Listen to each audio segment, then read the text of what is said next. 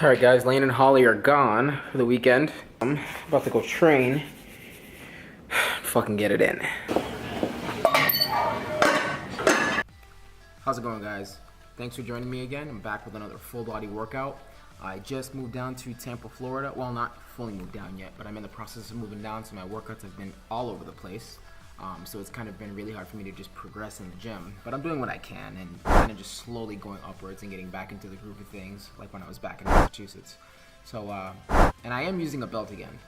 This is my first set of squats. I'm hitting 5 sets of 3 with 315 at an RPE 7 to 8. So that's leaving roughly 2 to 3 reps left in the tank, with the exception of the later sets, which you guys are going to see.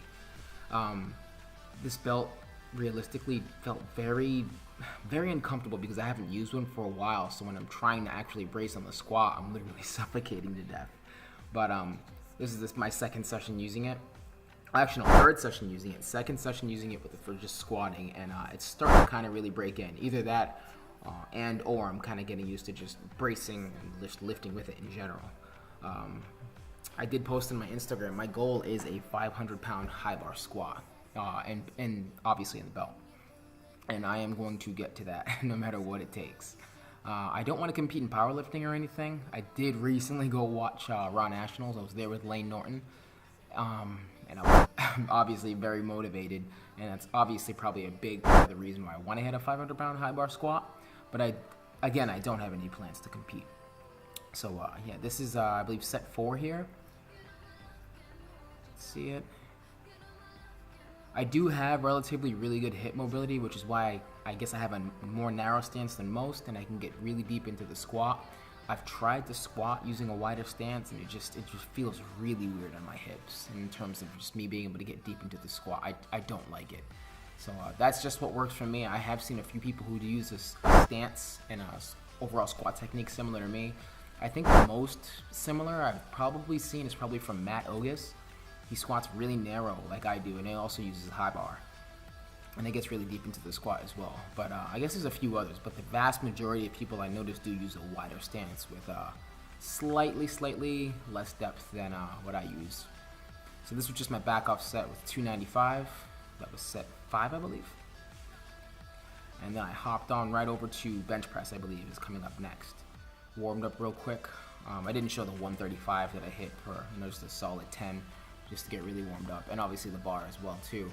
And then I hit 185 for a few reps. I don't even know how many reps I actually hit here. I think it was like 5 or something like that. Let's see. I want to say that was 3. What's this, 4? Yep, I hit for 5. Oh, well, guess not. And this is the actual first working set of 210. I do this for 5 sets of 5, leaving 2 or 3 reps in the tank. So that's like an RPE 7 to 8. My big thing, guys, and you're probably thinking, is I definitely have more strength. I'm probably not pushing myself as hard as I can. And that may be true up to some extent, but if you notice with my squats and my presses and just my overall lifting, I'm trying to kind of strict form my way to just high levels of strength.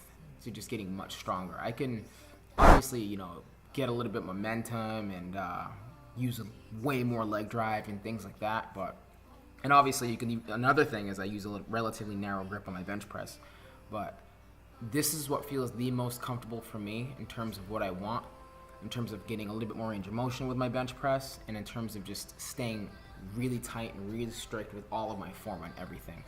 For me, that's a win. Even if I don't get, to elite levels of strength, if I can get to, respectable levels for me, without compromising my strength, having good bar speed, good technique, and remaining injury-free, that is a win for me. As you can see there, bar speed's relatively remaining the same. And in the past, I think everybody did this in the beginning when they started lifting. I would sort of ego lift a little bit. As long as I got as many reps as I actually could get out without my form going to complete shit, I wouldn't care. It's different. It's different now. I think the longer you lift, the more strict you get on your technique and just overall criticism of yourself as a lifter or as an athlete. I would say in anything that's, I don't want to say competitive, but anything that involves like strength or athleticism. I used a wider grip. I tried out a wider grip for this actual set, and I noticed it kind of threw me off a little bit. You're gonna see on the last rep here. the bar moved a little bit slower just because I felt, see right there, just because it felt heavier. And it's weird, you would think a wider grip, usually people are stronger with a wider grip because there's less range of motion, but my, I don't want to say my leverages, I would just say that my nervous system and the motor pattern for using a slightly more narrow grip is just more natural to me because I've been doing it longer. So just changing that up a little bit will throw you off. It'd be almost like somebody with a wide grip trying to go to a close grip bench press and use the same weight. They'd be completely fucked. But last set right here, I went back to the same grip that I was at before, and boom, went right up. What is next? Oh yeah, reverse hyperextensions. Now these I saw originally on Alex's channel. His channel's called Alpha Destiny, and I've been loving his channel lately. He is just fucking killing it. Yeah, that motherfucker's strong, and he's so fucking entertaining. So reverse hyperextensions, I don't have an actual hyperextension machine, so I use the glute ham raise variation. This is set 4. I'm doing 4 sets of 15 reps. This is extremely good for just lower back health, stretching out those hamstrings, and just kind of really making sure you don't get injured when you're doing a lot of heavy hip hinging movements. My back is already feeling better and recovering faster from this, so I highly recommend it. You can even use bands. I'm actually going to be picking up bands to do that exercise. And I finally finished up here with some power shrugs. Boom, all done. So that is the end of the workout, guys. I hope you enjoyed the video voiceover.